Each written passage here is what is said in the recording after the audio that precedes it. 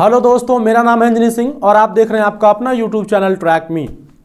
दोस्तों, सेमीकंडक्टर आपके IIT JEE और नीट दोनों ही एग्जाम्स में अच्छा खासा वेटेज रखता है और इसके क्वेश्चन भी एग्जाम में विद इन सेकेंड बड़ी आसानी से सॉल्व हो जाते हैं।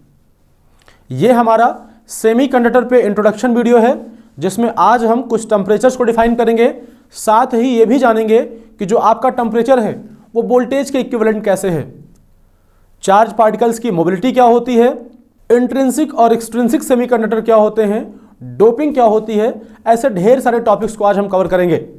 तो चलिए शुरू करते हैं।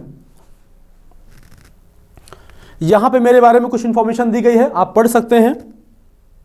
जैसा कि हम सभी जानते हैं कि जो हमारे सेमीकंडक्टर मटेरियल होते हैं उनकी प्रॉपर्टीज टेम्परेचर डिपेंडेंट होती है। मतलब टेम्परेचर अगर हम चेंज करेंगे तो सेमीकंडक्टर मटेरियल की प्रॉपर्टीज चेंज हो जाती हैं। ओके, तो चलिए सबसे पहले हम लोग कुछ टेम्परेचर्स को डिफाइन कर लेते हैं। जो हमारा पहला टेम्परेचर है that is absolute temperature. Okay, इसको हम लोग रेफरेंस टेम्परेचर भी बोलते हैं और इसकी जो वैल्यू होती है वो 0 केल्विन या -273 डिग्री सेल्सियस होती है। ये आपका लोवेस्ट टेम्परेचर है, इसके नीचे कोई भी टेम्परेचर एग्जिस्ट नहीं करता है और इस टेम्परेचर पे that means absolute zero temperature पे कोई भी डिवाइस आपकी काम नहीं करती है। ओके, तो इस टेम्परेचर पे no device work at absolute zero temperature. Okay, इसके बाद जो आपने दूसरा टेम्परेचर का नाम सुना होगा वो है आपका रूम टेम्परेचर, जिसकी वैल्यू होती है 300 केल्विन या 27 डिग्री सेल्सियस। ओके, हालांकि जो आपका रूम टेम्परेचर होता है उसकी वैल्यू कांस्टेंट नहीं होती है, लेकिन सवाल को सॉल्व करते वक्त अगर टेम्परेचर आपका मेंशन ना हो तो आप रूम टेम्परेचर उसको अज्यूम करेंगे और टी की जगह 300 केल्विन प्लेस करेंगे। ओके, जो हमारा तीसरा टेम्परेचर होता है दैट इज एम्बिएंट टेम्परेचर, जिसको हम लोग सराउंडिंग का टेम्परेचर भी बोलते हैं और इसकी जो वैल्यू होती है वो होती है 17 डिग्री सेल्सियस या कहें तो 290 kelvin and all common systems deal with that ambient temperature. Okay, आप देख पा रहे हैं यहाँ पे आपका एक रिलेशन लिखा हुआ है टेम्परेचर कन्वर्जन का कि temperature in kelvin is equal to temperature in degree celsius plus 273। तो अगर आपको केल्विन में टेम्परेचर चाहिए और आपको डिग्री सेल्सियस में टेम्परेचर पता है तो उसमें आपको कितना ऐड करना है 273 और आपको केल्विन में टेम्परेचर मिल जाएगा। ओके, तो ये तो रही हमारे कुछ टेम्परेचर्स की बात। अब हम लोग बात करते हैं कि जो आपका टेम्परेचर है वो वोल्टेज के इक्विवेलेंट कैसे है। तो देख लीजिए, thermal voltage that is voltage equivalent of temperature और इसकी जो वैल्यू होती है VT, VT is equal to होता है KT by q, KT by q, जहां के आपका बोल्ट्जमैन कांस्टेंट है जिसकी वैल्यू आप जानते हैं 1.38 इंटू 10⁻23 जूल पर केल्विन होती है और जो Q आपका है वो आपका इलेक्ट्रॉनिक चार्ज है जिसकी वैल्यू आप जानते हैं क्या होती है 1.6 इंटू 10⁻16 कूलम। अगर इसमें हम K और Q की वैल्यूज को प्लेस करें तो जो हमारे BT की वैल्यू आती है वो आती है आपकी T/11600, T/11600। और अगर हम लोग बात करें कि रूम टेम्परेचर पे BT की वैल्यू कितनी होती है तो आप T की जगह कितना रिप्लेस करेंगे 300 केल्विन से और 300 केल्विन अपॉन 11600 और इसको अगर आप सिंप्लीफाई करेंगे तो ये वैल्यू अप्रॉक्सीमेटली आएगी 26 milli volt, 26 milli volt. That means जो आपका रूम टेम्परेचर होता है वो 26 मिली वोल्ट के इक्विवेलेंट होता है। ओके, तो ये यहां से आपने देखा कि जो आपका टेम्परेचर है वो वोल्टेज के इक्विवेलेंट है। ओके, चलिए अब हम बात करते हैं इलेक्ट्रॉन वोल्ट की। ओके, अगर हम बात करें इलेक्ट्रॉन वोल्ट की तो ये जो है इलेक्ट्रॉनिक्स में एनर्जी को नापने की एक प्रैक्टिकल यूनिट है इलेक्ट्रॉन वोल्ट। जैसे आप लोग मैकेनिक्स में एनर्जी को जूल में नापते हैं वैसे इलेक्ट्रॉनिक्स में हम लोग इसको इलेक्ट्रॉन वोल्ट्स में नापते हैं। ओके, तो अगर हम इलेक्ट्रॉन वोल्ट की बात करें तो जो इलेक्ट्रॉन वोल्ट होता है वो इलेक्ट्रॉनिक्स में एनर्जी को नापने की एक प्रैक्टिकल यूनिट होती है। जैसा कि आप मैकेनिक्स में आप लोग एनर्जी को जूल में नापते हैं वैसे ही इलेक्ट्रॉनिक्स में इसको हम इलेक्ट्रॉन वोल्ट में नापते हैं। ओके, और अगर हम एक इलेक्ट्रॉन वोल्ट को डिफाइन करें तो हम कह सकते हैं the energy gained by electron while moving through a potential difference of 1 volt. मतलब अगर 1 वोल्ट का पोटेंशियल डिफरेंस हो और उसमें अगर आप किसी इलेक्ट्रॉन को छोड़ दें तो जितनी एनर्जी गेन कर लेगा उसको हम कितना बोलेंगे 1 इलेक्ट्रॉन वोल्ट और इसकी वैल्यू होती है आपकी 1 इलेक्ट्रॉन वोल्ट। देख लीजिए आप, इलेक्ट्रॉनिक चार्ज की वैल्यू आपको पता है कितना होता है 1.6 इंटू 10⁻19 कूलम और वोल्टेज डिफरेंस आप बोल रहे हैं कि 1 वोल्ट का है, तो यहाँ पे 1 से रख देंगे तो आप देखेंगे इसकी जो वैल्यू हो जाएगी 1.6 × 10⁻19 जूल। आप देख पा रहे हैं कि जो 1 इलेक्ट्रॉन वोल्ट है वो 1.6 × 10⁻19 जूल है, जो कि बहुत छोटी क्वांटिटी है। तो जो आपका इलेक्ट्रॉन वोल्ट है वो जूल के कंपेरिजन में बहुत छोटी क्वांटिटी है। ओके, चलिए अगर हम लोग इलेक्ट्रॉन वोल्ट को और अच्छे से समझें तो इसको एक तरीके से और हम कह सकते हैं, electron volt indicates the kinetic energy gained by electron और potential energy lost by electron. आप जानते हैं कि जब आप कोई एक वोल्टेज डिफरेंस क्रिएट करते हैं, सपोज कीजिए इस साइड आपके पॉजिटिव चार्ज हैं, यहाँ पे आपका नेगेटिव चार्ज है, तो आप जानते हैं कि अगर पॉजिटिव चार्ज और नेगेटिव चार्ज सेपरेट कर दिया जाए तो उनके बीच में एक पोटेंशियल डिफरेंस आता है, एक वोल्टेज डिफरेंस आता है, उसको हम नाम दे रहे हैं क्या, V। ओके, और आप जानते हैं कि जो इलेक्ट्रिक फील्ड की डायरेक्शन होती है वो होती है from positive charge to negative charge. That means अगर यहाँ पे इलेक्ट्रिक फील्ड को बताएं तो इसकी डायरेक्शन कुछ इस डायरेक्शन में होगी। अब हम इस वोल्टेज डिफरेंस के बीच में एक इलेक्ट्रॉन को रख रहे हैं जिस पे चार्ज आपका क्या है, Q है, जिसको हम E बोलते हैं। ओके, तो आप देख पा रहे हैं कि जिस इलेक्ट्रॉन पे एक फोर्स काम कर रहा होगा फील्ड के अपोजिट, क्योंकि जो आपका इलेक्ट्रॉन है उसके ऊपर जो चार्ज होता है वो नेगेटिव होता है। इलेक्ट्रॉन के ऊपर जो चार्ज होता है वो नेगेटिव होता है, तो उस पर जो फोर्स लगेगा वो फील्ड के अपोजिट लगेगा। ओके, और इलेक्ट्रॉन इस फोर्स की वजह से from negative side to positive side move करना चाहेगा, तो इसके पास क्या होगी, एक पोटेंशियल एनर्जी होगी जिसकी वैल्यू क्या होती है, Q × B। और जैसे ही आपका ये इलेक्ट्रॉन मूव करने के लिए फ्री हो जाएगा, इस फोर्स की वजह से इसकी वेलोसिटी बढ़ना शुरू हो जाएगी और इस साइड आके इसकी जो पोटेंशियल एनर्जी थी वो कन्वर्ट हो जाएगी 12mv² में। ओके, ऐसा ही आपने कॉन्सेप्ट सुना होगा मैकेनिक्स में, जिसमें आप जानते हैं कि अगर किसी मास को h हाइट पर रख दें तो उसके पास जो एनर्जी होती है वो होती कितना, mgh, जो कि पोटेंशियल एनर्जी कहलाती है। और अगर आप इस मास को यहाँ से ड्रॉप कर दें तो इसकी जो पोटेंशियल एनर्जी होती है वो कन्वर्ट हो जाती है 12mv² में। जो पोटेंशियल एनर्जी होती है वो कन्वर्ट हो जाती है काइनेटिक एनर्जी में, that is equal to 12mv²। वैसा ही आपका जो यहाँ पे पोटेंशियल एनर्जी थी इलेक्ट्रॉन की, उसको छोड़ने पे इस फोर्स की वजह से उसकी वेलोसिटी बढ़ेगी और इसकी जो पोटेंशियल एनर्जी है वो कन्वर्ट हो जाएगी किसमें, 12mv², मतलब काइनेटिक एनर्जी में। तो जो आपकी एनर्जी गेन्ड बाय इलेक्ट्रॉन है वही आपकी क्या है, potential energy lost by electron. तो दोनों आपके इक्वल हो जाएंगे। तो आप देख लीजिए यहाँ पे क्या लिखेंगे, आप लिखेंगे 12mv² जो एनर्जी गेन हुई है वो लॉस कहाँ से हुई है, पोटेंशियल एनर्जी ऑफ इलेक्ट्रॉन। तो यहाँ से अगर आप सिंप्लीफाई करेंगे तो जो वेलोसिटी आएगी, जो इलेक्ट्रॉन आपकी वेलोसिटी अचीव कर रहा है वो कितनी हो जाएगी, अंडर रूट के अंदर 2qb/m, जहाँ b क्या है, वोल्टेज डिफरेंस है, और q क्या है, इलेक्ट्रॉन का चार्ज है, और m आपका इलेक्ट्रॉन का मास है। तो यहाँ से आप इलेक्ट्रॉन कितनी स्पीड अचीव कर रहा है वो आप निकाल पाएंगे। चलिए, ये तो रही बात आपकी इलेक्ट्रॉन वोल्ट की। अब हम बात करते हैं कि इलेक्ट्रिक फील्ड इंटेंसिटी क्या है।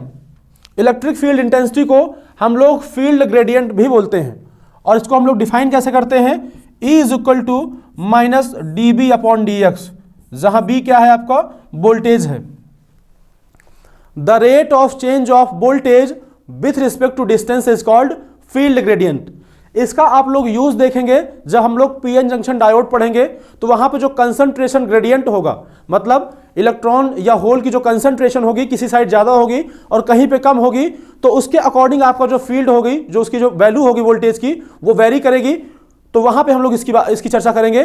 तब तक के लिए इसको ऐसे ही रहने दीजिए। ओके, चलिए अब हम बात करते हैं अपने अगले टॉपिक की, जो कि है क्या, मोबिलिटी।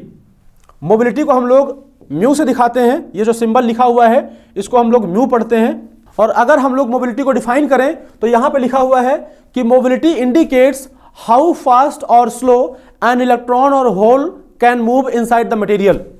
मतलब मटेरियल के अंदर आपके इलेक्ट्रॉन और होल कितनी तेजी से मूव कर सकते हैं, वही उसकी मोबिलिटी कहलाएगी। जो आपके कैरियर्स, जो चार्ज पार्टिकल्स आपके तेजी से मूव करेंगे उनकी मोबिलिटी ज़्यादा होगी, जो नहीं मूव कर पा रहे होंगे उनकी मोबिलिटी हम क्या बोलेंगे, कम है। ओके, अगर हम मोबिलिटी का फॉर्मूला देखें तो म्यू इज इक्वल टू होता है BD/E, जहां जो आपका BD है वो आपकी ड्रिफ्ट वेलोसिटी है चार्ज कैरियर की, चार्ज पार्टिकल की क्या है, ये ड्रिफ्ट वेलोसिटी है, और ये जो E है आपका वो इलेक्ट्रिक फील्ड है। E आपकी क्या है, इलेक्ट्रिक फील्ड है। और अगर हम मोबिलिटी की बात करें कि मोबिलिटी आपकी टेम्परेचर पर डिपेंड कैसे करती है, तो यहां पे रिलेशन लिखा है mu is equal to T की पावर माइनस एम, जहां m आपका क्या है, कांस्टेंट है, और ये कांस्टेंट डिपेंड करता है कि आपका मटेरियल कौन सा है, मतलब सिलिकॉन है कि जर्मेनियम है, और म्यू आपका इस पे भी डिपेंड करता है कि जो आपका कैरियर है जो मूव कर रहा है वो इलेक्ट्रॉन है कि होल है। ओके, तो यहां से आप देख पा रहे हैं कि जो मोबिलिटी है वो टेम्परेचर बढ़ाने से घट जाएगी। ओके, क्योंकि जो आपका मोबिलिटी है टी की पावर माइनस एम पे डिपेंड कर रही है। ओके, ऐसा हम लोग इसलिए बोल पा रहे हैं कि जब हम लोग टेम्परेचर बढ़ाएंगे तो जो मटेरियल के अंदर जो एटम्स हैं उनका थर्मल वाइब्रेशन बढ़ जाएगा। जब उनका थर्मल वाइब्रेशन बढ़ जाएगा तो मटेरियल के अंदर से आपका इलेक्ट्रॉन और होल का मूव कर पाना मुश्किल होगा, क्योंकि वो बार बार कोलाइड करेंगे। ओके, वो एटम से उनका बार बार कोलिजन होगा, इसलिए उनकी जो मोबिलिटी है वो घट जाएगी। ओके, तो आप देख लीजिए यहां पे लिखा हुआ है कि as temperature increases the atoms in the material will vibrate due to thermal vibrations and mobility of carrier always decreases. Okay, आप जब भी टेम्परेचर बढ़ाएंगे तो मोबिलिटी आपकी हमेशा घट जाया करेगी। ओके, और अगर हम बात करें कि इलेक्ट्रॉन और होल में किसकी मोबिलिटी ज़्यादा होती है, तो आप जान लीजिए कि जो इलेक्ट्रॉन होते हैं उनकी मोबिलिटी ज़्यादा होती है, और इसलिए जो इलेक्ट्रॉन होते हैं वो ज़्यादा करंट कंट्रीब्यूट करते हैं। इलेक्ट्रॉन की मोबिलिटी का ज़्यादा होने का कारण यह है कि जो इलेक्ट्रॉन का जो मास होता है वो कम होता है, और इलेक्ट्रॉन की जो साइज होती है वो भी कम होती है। ओके, होल के कंपेरिजन में, इसलिए जो आपके इलेक्ट्रॉन्स हैं वो मटेरियल के अंदर आसानी से मूव कर जाते हैं, जबकि जो होल होते हैं उनका साइज ज़्यादा होता है, मास भी उनका ज़्यादा होता है, तो वो जब मटेरियल के अंदर मूव करते हैं तो उनका बार बार कोलिजन होता है, इसलिए उनका मूव कर पाना थोड़ा मुश्किल होता है, जिसकी वजह से उनकी जो मोबिलिटी होती है वो घट जाती है। इसीलिए हम लोग एन टाइप डिवाइसेस को ज़्यादा प्रेफर करते हैं, क्योंकि एन टाइप डिवाइसेस में आपके जो कैरियर्स होते हैं मूव करने वाले वो इलेक्ट्रॉन होते हैं, और उनकी मोबिलिटी ज़्यादा होने की वजह से जो आपकी एन टाइप डिवाइसेस होती हैं वो फास्टर होती हैं, वो तेज़ी से रिस्पॉन्स करती हैं। चलिए, ये तो रही आपके मोबिलिटी की बात। चलिए अब हम लोग बात करते हैं classification of material based on conductivity. तो कंडक्टिविटी के बेसिस पे जो आपके मटेरियल्स हैं वो 3 तरीके से क्लासिफाई किए जाते हैं। पहला इंसुलेटर, दूसरा सेमीकंडक्टर, और तीसरा कंडक्टर। तो चलिए हम 1 बाय 1 देख लेते हैं इनको। जो हमारा पहला मटेरियल है वो है इंसुलेटर। जो इंसुलेटर होता है उसमें आपके आयनिक बॉन्ड्स मौजूद होते हैं, और आपके जो आयनिक बॉन्ड्स होते हैं वो स्ट्रांग बॉन्ड कहलाते हैं, तो उनको ब्रेक कर पाना मुश्किल होता है, जिसकी वजह से जो इंसुलेटर होते हैं वो बैड कंडक्टर ऑफ इलेक्ट्रिसिटी कहे जाते हैं। ओके, आप देख पा रहे हैं इनका यहाँ पे एनर्जी बैंड डायग्राम दिया हुआ है। ये जो आपका नीचे वाला बैंड है इसको हम लोग बैलेंस बैंड बोलते हैं, जिसमें आपके इलेक्ट्रॉन्स रहते हैं। ये जो ऊपर वाला येलो बैंड है ये आपका कंडक्शन बैंड है। आपका मटेरियल कंडक्टिव नेचर शो तभी करेगा जब आपके इलेक्ट्रॉन बैलेंस बैंड से कंडक्शन बैंड में आ जाएं। ओके, और दोनों बैंड्स के बीच में जो गैप है इसको हम लोग बोलते हैं क्या, फॉरबिडन एनर्जी गैप। और इंसुलेटर के लिए जो फॉरबिडन एनर्जी गैप की जो वैल्यू होती है वो होती है 5 इलेक्ट्रॉन वोल्ट से ज़्यादा। मतलब अगर आपको चाहते हैं कि यहाँ के जो इलेक्ट्रॉन हैं, जो बैलेंस बैंड के इलेक्ट्रॉन हैं, ये कंडक्शन बैंड में आ जाएं और यहाँ कंडक्ट करना शुरू कर दें, तो आपको 5 इलेक्ट्रॉन वोल्ट से ज़्यादा एनर्जी देनी पड़ेगी, तब जाके यहाँ से बॉन्ड आपके ब्रेक होंगे और यहाँ के इलेक्ट्रॉन मूव कर जाएंगे कहाँ पे, कंडक्शन बैंड में, फॉर कंडक्टिव नेचर शो करने के लिए। ओके, तो देख लीजिए जो इंसुलेटर होते हैं उनका जो फॉरबिडन एनर्जी गैप होता है वो 5 इलेक्ट्रॉन वोल्ट से ज़्यादा होता है। और अगर हम इनके एग्जांपल्स की बात करें तो डायमंड जो कि आपका हार्डेस्ट मटेरियल है, उसके बाद आप जानते हैं SiO2 सिलिकॉन डाइऑक्साइड, एयर, आपकी जो एयर होती है वो भी आपकी इंसुलेटर नेचर शो करती है, क्योंकि जो आपकी करंट है वो हवा में फ्लो नहीं होती है। हालांकि जो इलेक्ट्रोमैग्नेटिक वेव्स होती हैं वो आपकी फ्री स्पेस में ट्रेवल कर जाती हैं, लेकिन जो आपकी इलेक्ट्रिसिटी है वो ट्रेवल नहीं करती है। उसके बाद आप जानते हैं एग्जाम्पल पेपर, सिरेमिक्स, ये भी आपके इंसुलेटर होते हैं, और ग्लासेस, ये भी आपके इंसुलेटर के एग्जाम्पल्स हैं। ओके, चलिए अब हम बात करते हैं अपने दूसरे मटेरियल, दैट इज सेमीकंडक्टर। ये जो सेमीकंडक्टर मटेरियल है इसमें जो बॉन्ड्स होते हैं वो होते हैं कोवेलेंट बॉन्ड्स। ओके, इनमें जो बॉन्ड्स होते हैं वो आपके कोवेलेंट बॉन्ड्स होते हैं जो थोड़े से वीक होते हैं, मतलब इनको तोड़ पाना आसान होता है आयनिक बॉन्ड्स के कंपेरिजन में। ओके, और इनका जो फॉरबिडन एनर्जी गैप होता है वो 5 इलेक्ट्रॉन वोल्ट से कम होता है। फॉरबिडन एनर्जी गैप मतलब बैलेंस बैंड की टॉप वैल्यू और कंडक्शन बैंड की जो बॉटम वैल्यू है, इनके बीच का जो एनर्जी डिफरेंस है उसको हम लोग क्या बोलते हैं, फॉरबिडन एनर्जी गैप। और सेमीकंडक्टर के लिए ये वैल्यू 0 से 5 इलेक्ट्रॉन वोल्ट के बीच में होती है, मतलब 5 इलेक्ट्रॉन वोल्ट से कम होती है। ओके, रूम टेम्परेचर पे जो आपके सेमीकंडक्टर मटेरियल हैं ये थोड़ा बहुत कंडक्टिव नेचर शो करते हैं, क्योंकि यहाँ के जो बैलेंस इलेक्ट्रॉन हैं उनको इतनी एनर्जी मिल जाती है कि वो कंडक्शन बैंड में मूव कर जाते हैं। ओके, तो रूम टेम्परेचर पे जो आपका बैलेंस बैंड है वो पार्शली एम्प्टी हो जाता है और आपका कंडक्शन बैंड जो होता है वो पार्शली फिल्ड हो जाता है। मतलब बैलेंस बैंड के कुछ इलेक्ट्रॉन्स मूव कर जाते हैं कंडक्शन बैंड में एट रूम टेम्परेचर। और अगर हम बात करें कि हमारे जो सेमीकंडक्टर्स हैं उनके एग्जांपल्स क्या हैं, तो इनके एग्जांपल्स में आपका सिलिकॉन है और जर्मेनियम है। यहां पे एक डिफिनीशन और आपकी लिखी हुई है फर्मी लेवल की। तो फर्मी लेवल को हम ऐसे डिफाइन करते हैं, the highest energy level which an electron can occupy in the valence band at 0 kelvin is called Fermi level.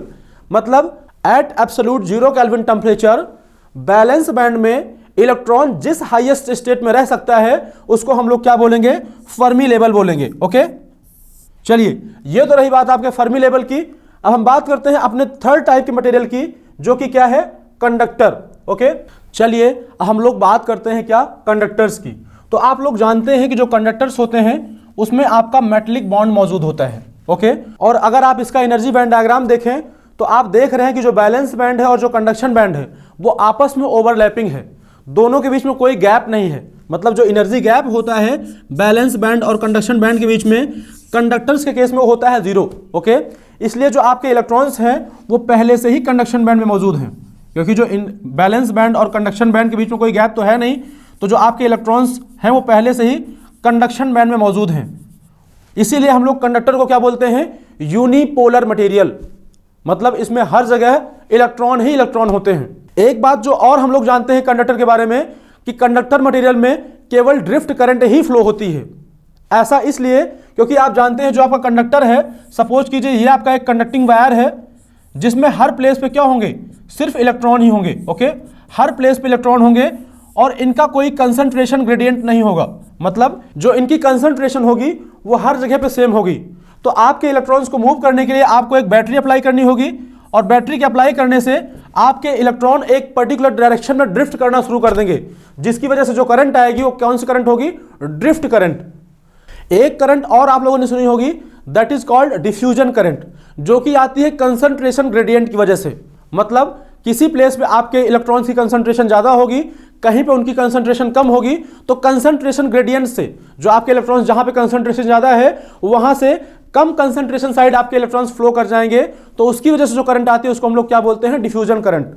आप इसको सेमीकंडक्टर मटेरियल में ही देखेंगे कि आप पाएंगे कि कहीं पे आपके इलेक्ट्रॉन्स की कंसंट्रेशन बहुत ज़्यादा है, आपके यहाँ पे इलेक्ट्रॉन्स की कंसंट्रेशन बहुत ज़्यादा है और कहीं पे आपकी कंसंट्रेशन बहुत कम है। तो जो आपके इलेक्ट्रॉन्स हैं वो हाई कंसंट्रेशन से लो कंसंट्रेशन में फ्लो कर जाएंगे, तो इस केस में जो करंट आती है उसको हम लोग बोलते हैं क्या, डिफ्यूजन करंट। ओके, और जब हम लोग बैटरी को अप्लाई करके करंट निकालते हैं तो उसको हम लोग क्या बोलते हैं, ड्रिफ्ट करंट, क्योंकि इसमें जो आपका है कंसंट्रेशन ग्रेडियंट नहीं है, हर प्लेस पे आपके सेम नंबर ऑफ इलेक्ट्रॉन्स मौजूद हैं। ओके, तो ये तो रही बात ड्रिफ्ट और डिफ्यूजन करंट की।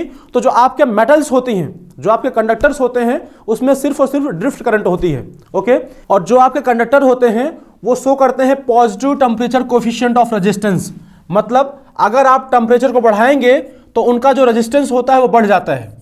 कंडक्टर्स के केस में अगर आप टेम्परेचर को इंक्रीज करेंगे तो इनका जो रेजिस्टेंस होता है वो बढ़ जाता है, क्योंकि आप जानते हैं कि कंडक्टर मटेरियल में हर तरफ इलेक्ट्रॉन ही इलेक्ट्रॉन है। अगर आप टेम्परेचर बढ़ाएंगे तो जो आपके एटम्स है मटेरियल के अंदर उनका थर्मल वाइब्रेशन बढ़ जाएगा, और थर्मल वाइब्रेशन बढ़ने की वजह से आपके जो इलेक्ट्रॉन फ्लो करेंगे तो बार बार कोलाइड होंगे, और उनके कोलिजन की वजह से उनके फ्लो में जो दिक्कत होगी उसको हम लोग क्या बोलेंगे कि उनका रेजिस्टेंस बढ़ चुका है, वो आसानी से फ्लो नहीं कर पा रहे हैं। ओके, तो आपकी जो मेटल्स होती हैं वो positive temperature coefficient of resistance show करती हैं। ओके, चलिए हम लोग बात करेंगे सेमीकंडक्टर के केस में भी कि वहां पे जो आपका टेम्परेचर बढ़ाने से उनका रेजिस्टेंस में क्या फर्क पड़ता है।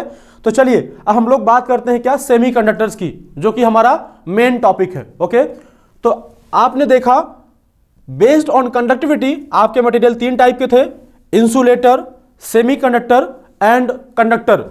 तो जो आपका सेमीकंडक्टर है इसकी जो कंडक्टिविटी होती है वो इंसुलेटर से तो ज्यादा होती है लेकिन कंडक्टर से कम होती है। ओके, और अगर हम सेमीकंडक्टर को क्लासीफाई करें तो ये आपके 2 टाइप के हैं, एक आपके प्योर वाले जैसे सिलिकॉन और जर्मेनियम, दूसरा आपका इम्प्योर जिसको हम लोग क्या बोलते हैं, एक्सट्रिंसिक सेमीकंडक्टर। और ये आपके मिलते हैं डोपिंग करने के बाद। आप प्योर सेमीकंडक्टर में कुछ अदर मटेरियल्स जिसको हम लोग इम्प्योरिटी बोलते हैं उसको ऐड कर देते हैं तो इसकी जो कंडक्टिविटी होती है वो बढ़ जाती है और जो सेमीकंडक्टर बन के आता है उसको हम लोग क्या बोलते हैं, एक्सट्रिंसिक सेमीकंडक्टर और डोप्ड सेमीकंडक्टर। आप देख पा रहे हैं कि ये आपका इंट्रिंसिक या प्योर सेमीकंडक्टर है जिसमें आपका जो सिलिकॉन एटम है उसके जो चारों बैलेंस इलेक्ट्रॉन्स हैं वो सराउंडिंग सिलिकॉन एटम के साथ कोवेलेंट बॉन्ड के थ्रू जुड़े हुए हैं। ओके, तो इसमें आपका कोई भी फ्री इलेक्ट्रॉन नहीं मिलेगा, जिसकी वजह से जो प्योर सेमीकंडक्टर होते हैं उसकी कंडक्टिविटी बहुत लो होती है, जिसकी वजह से हम लोग को क्या करना पड़ता है, डोपिंग। तो अगर हम बात करें प्योर सेमीकंडक्टर की, तो जो आपके प्योर सेमीकंडक्टर होते हैं वो लो टेम्परेचर पे एज अ इंसुलेटर जैसा बिहेव करते हैं। मतलब जितने भी इलेक्ट्रॉन्स होते हैं सभी कोवेलेंट बॉन्ड के थ्रू आपस में जुड़े होते हैं। एक भी फ्री इलेक्ट्रॉन ना होने की वजह से लो टेम्परेचर पे ये एज अ इंसुलेटर जैसा काम करता है। और जैसे ही आप टेम्परेचर को इंक्रीज करते हैं, लाइक आप उसको रूम टेम्परेचर पे ले आते हैं, तो जो आपके बैलेंस बैंड के कुछ इलेक्ट्रॉन्स हैं उनको इतनी एनर्जी मिल जाती है कि वो बैलेंस बैंड को छोड़ के कंडक्शन बैंड में चले जाते हैं। तो जो आपके प्योर सेमीकंडक्टर हैं ये भी आपके रूम टेम्परेचर पे थोड़ी बहुत कंडक्टिविटी शो करते हैं। और जो आपके बैलेंस बैंड और कंडक्शन बैंड है, रूम टेम्परेचर पे जो आपका बैलेंस बैंड है वो पार्शली एम्प्टी हो जाता है और जो आपका कंडक्शन बैंड है वो पार्शली फिल्ड हो जाता है, क्योंकि जो आपके इलेक्ट्रॉन्स हैं वो बैलेंस बैंड से कंडक्शन बैंड में मूव कर जाते हैं। और यहां पे आप लोग देख पा रहे हैं कि एक पॉइंट और लिखा हुआ है, the resistance of semiconductor decreases with increase of temperature. मतलब अगर आप टेम्परेचर बढ़ाते हैं तो जो आपका रेजिस्टेंस है वो घट जाता है इन केस ऑफ सेमीकंडक्टर। ऐसा इसलिए होता है कि जब आप टेम्परेचर को इंक्रीज करते हैं तो जो कोवेलेंट बॉन्ड्स होते हैं, जो कोवेलेंट बॉन्ड्स होते हैं वो आपके ब्रेक हो जाते हैं। कोवेलेंट बॉन्ड्स जो आपके होते हैं वो ब्रेक हो जाते हैं। बॉन्ड्स के ब्रेक होने से आपके इलेक्ट्रॉन होल पेयर जनरेट होते हैं।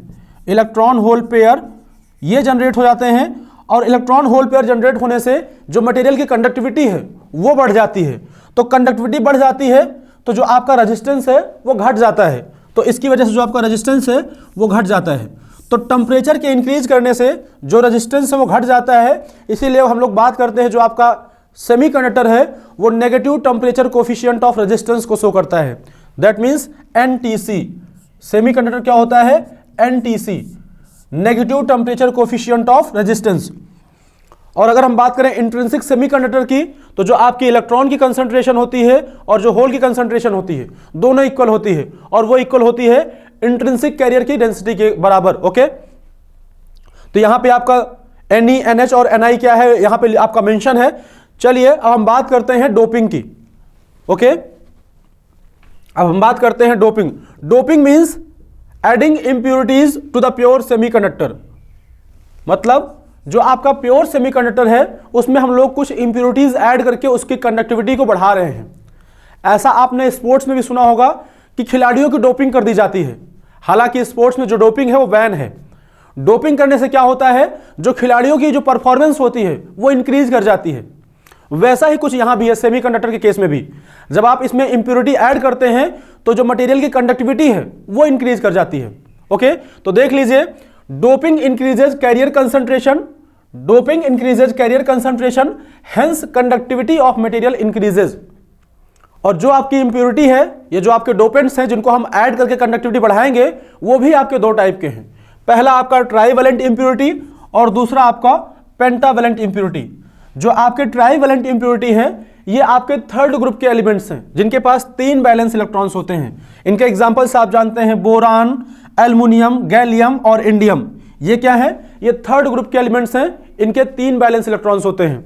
वही बात करें पेंटावैलेंट इंप्योरिटीज की, तो ये आपके 5th ग्रुप के एलिमेंट हैं और इनके पास 5 बैलेंस इलेक्ट्रॉन्स होते हैं। अगर इनके एग्जाम्पल की बात करें तो आपका phosphorus, arsenic, antimony and bismuth, ये क्या है आपके पेंटावैलेंट इंप्योरिटीज हैं जिसको आप डोपिंग के लिए यूज करेंगे। ओके, और यहां पे एक बात जो मैंने आपको पहले भी बताई थी कि electron mobility is higher than hole mobility. That's why N type devices are preferred over P type. क्योंकि जो आपकी एन टाइप डिवाइसेस होंगी वो फास्टर होंगी, क्योंकि उसमें जो इलेक्ट्रॉन होते हैं वो तेजी से मूव कर जाते हैं। ओके, चलिए अब हम लोग 1 by 1 इंप्योरिटीज को ऐड करते हैं और देखते हैं कि किस टाइप का सेमीकंडक्टर आपका बन रहा है। तो जो पहला केस है हमारा एडिंग ट्राईवैलेंट इंप्योरिटीज, तो crystal structure of P type semiconductor, acceptor और ट्राईवैलेंट इंप्योरिटीज। आप देख लीजिए कि आपका एक सिलिकॉन क्रिस्टल था जिसमें हर तरफ सिलिकॉन एटम्स थे, आपने उसमें एक ट्राइवेलेंट इंप्योरिटी, एक एल्युमिनियम को ऐड कर दिया। आप जानते हैं एल्युमिनियम ट्राइवेलेंट है तो इसके पास 3 बैलेंस इलेक्ट्रॉन्स होंगे। ओके, तो ये रहे इसके 3 बैलेंस इलेक्ट्रॉन्स जो अपने आसपास के 3 सिलिकॉन एटम से क्या बना रखा है, कोवेलेंट बॉन्ड्स।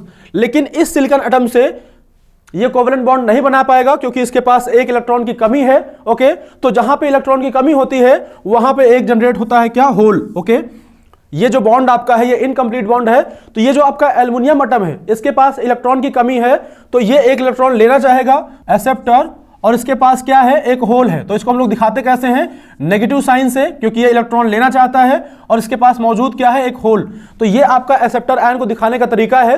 अब आप देख पा रहे हैं कि एक एल्युमिनियम एटम के ऐड करने से एक होल जनरेट हुआ है, और आप डोपिंग कर रहे हैं तो आप बहुत सारे एल्युमिनियम एटम्स को ऐड करेंगे, तो जितना एल्युमिनियम आप ऐड करेंगे उतने होल्स आपके यहां पे जनरेट होते जाएंगे। ओके, तो यहां पे आप देख पाएंगे कि पूरे क्रिस्टल में आपके होल्स ही होल्स होंगे, मतलब जो होल की संख्या होगी वो इलेक्ट्रॉन की संख्या से काफी ज्यादा होगी।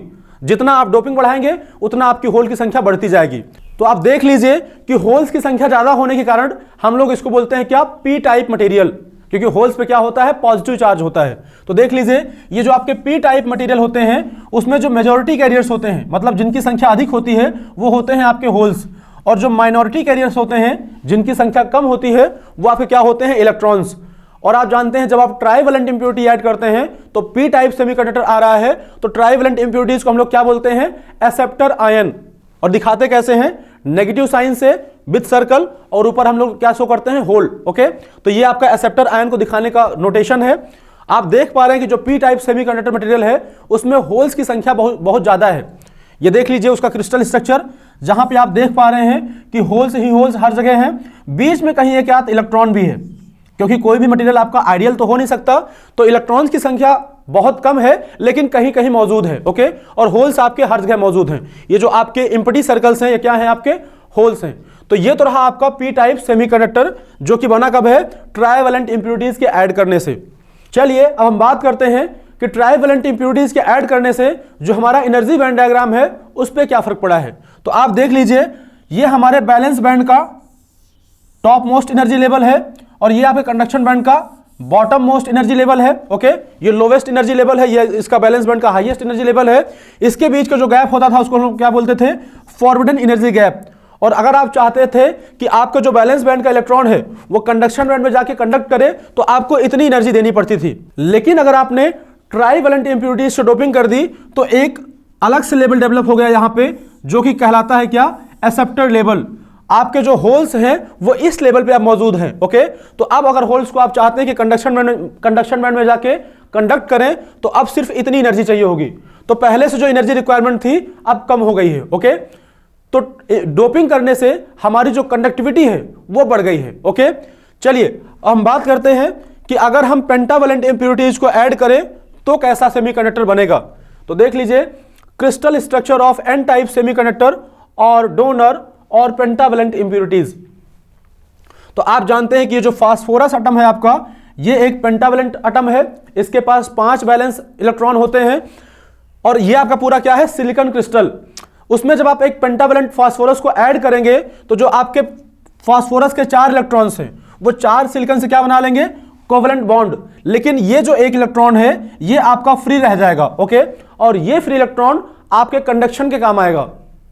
और आप देख रहे हैं कि एक फास्फोरस को ऐड कर रहे हैं तो एक इलेक्ट्रॉन जनरेट हुआ है। तो यहां पे आप जितना फास्फोरस ऐड करेंगे उतने इलेक्ट्रॉन्स आपके जनरेट होते जाएंगे। और आप जानते हैं कि जो इलेक्ट्रॉन होता है उस पर नेगेटिव चार्ज होता है, तो जो मटेरियल बनेगा वो कैसा बनेगा, एन टाइप। और ये भी आप देख सकते हैं कि जो फास्फोरस है उसके पास एक इलेक्ट्रॉन अधिकता में है, तो एक इलेक्ट्रॉन को क्या कर सकता है, डोनेट कर सकता है। ओके, तो इसको हम लोग बोलते हैं क्या, डोनर विथ इलेक्ट्रॉन।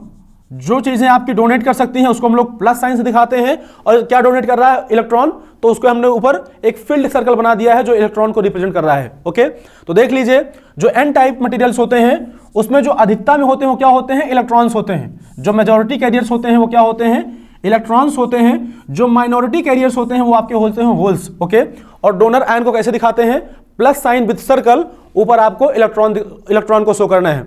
देख लीजिए ये आपका एन टाइप मटेरियल का क्रिस्टल स्ट्रक्चर है, जहां पे आप देख पा रहे हैं कि हर तरफ आपके इलेक्ट्रॉन्स ही इलेक्ट्रॉन्स हैं, मतलब जो आपके ब्लैक सर्कल्स हैं वो क्या है, आपके इलेक्ट्रॉन्स हैं।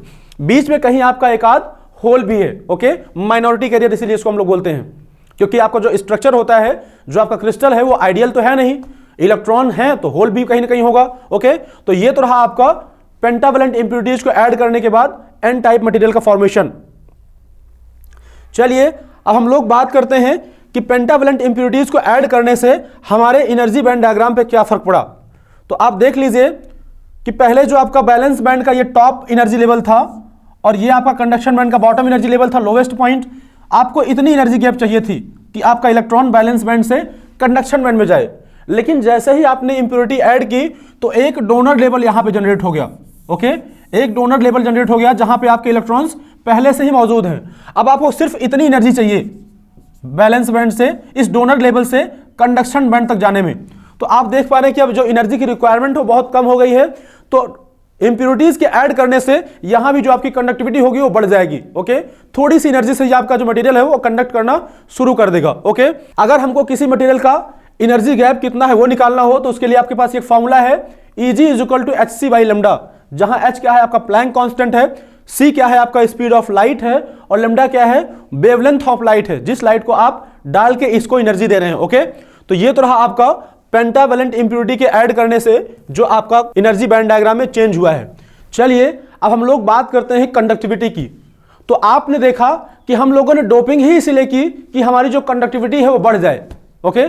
कंडक्टिविटी को इंक्रीज करने के लिए ही हम लोग डोपिंग कर रहे थे। तो देख लीजिए अगर आप डोपिंग ना करें तो जो आपके प्योर सेमीकंडक्टर हैं, जो इंट्रिंसिक वाले सेमीकंडक्टर हैं, उसकी जो कंडक्टिविटी होती है सिग्मा आई, उसकी वैल्यू होती है आपकी सिग्मा आई = Q × Ni ब्रैकेट में mu E plus mu H, mu E plus mu H, जहां म्यू ई और म्यू एच क्या है, इलेक्ट्रॉन और होल की मोबिलिटी है, Ni क्या है इंट्रिंसिक कैरियर कंसंट्रेशन है और Q क्या है इलेक्ट्रॉन का चार्ज है।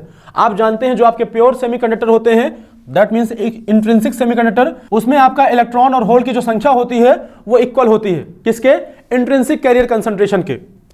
अगर हम लोग डोपिंग करते हैं और पी टाइप सेमीकंडक्टर बनाते हैं तो आप जानते हैं कि जो पी टाइप सेमीकंडक्टर होते हैं उसमें होल्स की संख्या बहुत ज्यादा होती है, और होल्स की संख्या कितनी होती है, जितने आपके इंप्योरिटी एटम आप ऐड करते हैं, जो कि आप उसको क्या बोलते हैं, एक्सेप्टर आयन। तो देख लीजिए, और आप ये भी जानते हैं कि जो पी टाइप मटेरियल होता है उसमें होल्स की संख्या ज्यादा होती है, होल्स आपके मेजॉरिटी में होते हैं, इलेक्ट्रॉन्स आपके माइनॉरिटी में होते हैं। तो हम मान के चलेंगे जो आपके होल्स हैं वही अधिकता में है, ओके। तो हम लोग क्या करेंगे, इलेक्ट्रॉन की संख्या को नेग्लेक्ट कर सकते हैं, तो आपकी जो कंडक्टिविटी आएगी वो होल की होगी, तो sigma H = Q × NH × μH, जहां μH क्या है, होल की मोबिलिटी है, NH क्या है, होल की कंसंट्रेशन है, जो किसके इक्वल होगी, Na के, नंबर ऑफ एक्सेप्टर इंप्योरिटीज जो आपने ऐड कर रखी हैं। वैसे ही अगर हम बात करें कि जो हमारा एन टाइप सेमीकंडक्टर है, जिसको हमने पेंटावेलेंट इंप्योरिटीज से डोपिंग करके बनाया है, तो इसकी जो कंडक्टिविटी होगी सिग्मा ई, वो होगी Q × Ne × μe, ओके। जहां μe क्या है, इलेक्ट्रॉन की मोबिलिटी है, Ne क्या है, इलेक्ट्रॉन्स की संख्या है, और Q क्या है, इलेक्ट्रॉन पे चार्ज है। तो आप जानते हैं कि जो एन टाइप मटेरियल होता है उसमें कितने इलेक्ट्रॉन्स होंगे, जितना आपने इंप्योरिटी ऐड की होगी, जितने आपके डोनर आयंस होंगे, ओके। और आप जानते हैं ये भी कि जो इलेक्ट्रॉन्स होते हैं एन टाइप में वो अधिकता में होते हैं, उसके कंपैरिजन में हम लोग होल्स को निगलेक्ट कर सकते हैं, ओके। तो इसलिए हम लोग क्या करेंगे, जहां पे यहाँ पे जो आपका μH था उसको हम यहाँ से हटा देंगे, क्योंकि हमने होल्स को निगलेक्ट कर दिया है। तो जो आपकी कंडक्टिविटी आएगी for N type semiconductor material वो होगी sigma E = Q × Ne × μe, okay. तो ये तो रही बात आपकी कंडक्टिविटी की, बाकी सारी वैल्यूज आपके पास आपके सामने लिखी हुई हैं, आप देख सकते हैं। अब हम बात करते हैं एक इलेक्ट्रॉनिक्स बेसिक लॉ की, जो कि आपका है क्या, मास एक्शन लॉ, जो आपको सवाल सॉल्व करने में काफी हेल्प करेगा, ओके। मास एक्शन लॉ बोलता है कि under thermal equilibrium for any semiconductor, under thermal equilibrium for any semiconductor the product of number of electrons and number of holes is equal to constant, okay. मतलब अगर temperature constant रहे, thermal equilibrium की बात कर रहा है, that means अगर आपका टेम्परेचर कांस्टेंट रहे तो जो इलेक्ट्रॉन और होल की जो संख्या है उसका जो प्रोडक्ट होता है वो हमेशा कांस्टेंट होता है। इलेक्ट्रॉन एंड होल की जो संख्या है that means Ne × NH = Ni², जहां Ni क्या है आपका इंट्रिंसिक कैरियर की कंसंट्रेशन है, Ne आपकी इलेक्ट्रॉन की संख्या है, NH आपका क्या है, होल की संख्या है या होल की कंसंट्रेशन है। उसको हम लोग N और P से भी रिप्लेस कर सकते हैं। N मतलब इलेक्ट्रॉन्स की कंसंट्रेशन और P मतलब होल की कंसंट्रेशन। दोनों का जो प्रोडक्ट होता है वो कांस्टेंट होता है, that is equal to Ni² for any semiconductor under thermal equilibrium. तो ये आपका है मास एक्शन लॉ। अगर आपको दो सेमीकंडक्टर देगा तो दोनों में आपका क्या करना है, N1P1 is equal to N2P2, मतलब अगर टेम्परेचर कांस्टेंट रहेगा तो जो ये प्रोडक्ट है वो हमेशा कांस्टेंट रहेगा। और ऐसे सवाल आपको सॉल्व करने को मिलेंगे। ओके, चलिए यहां पे आपके जो नोटेशंस हमने यूज किए हैं उसके बारे में लिखा हुआ है कि Ni आपकी क्या है, इलेक्ट्रॉन डेंसिटी है या इलेक्ट्रॉन की कंसंट्रेशन है। NH आपका क्या है, होल डेंसिटी या होल की कंसंट्रेशन है। Ni आपका क्या है, density of intrinsic carrier. Na क्या है, एक्सेप्टर आयन कंसंट्रेशन है। और Nd क्या है आपका, डोनर आयन कंसंट्रेशन है। तो यहां पे जाके आपका जो सेमीकंडक्टर का जो बेसिक्स है, जो इंट्रोडक्शन वाला पार्ट है, यहां पे जाके आपका खत्म होता है। तो आज हमने N टाइप और P टाइप मटेरियल को बनाते कैसे हैं हमने ये सीखा। लाइक हम ट्राइवेलेंट इंप्योरिटी ऐड करते हैं तो हमारा P टाइप मटेरियल बन जाता है, और जब हम पेंटावेलेंट इंप्योरिटी ऐड करते हैं तो हमारा N टाइप मटेरियल बन जाता है। अगले वीडियो में हम लोग इसी P टाइप और N टाइप मटेरियल को ऐड करके एक PN जंक्शन बनाएंगे, जिसको हम लोग क्या नाम देंगे, PN जंक्शन डायोड। ये जो PN जंक्शन है आपका वो रेक्टिफिकेशन, एम्प्लीफिकेशन, स्विचिंग, ऐसी ढेर सारी प्रॉपर्टीज के लिए रिस्पॉन्सिबल है। तो चलिए मिलते हैं अगले वीडियो में जहां पे हम चर्चा करेंगे PN जंक्शन डायोड की। तो पढ़ाई करते रहिए, ट्रैक में से जुड़े रहिए। मिलते हैं अगले वीडियो में, तब तक के लिए नमस्कार।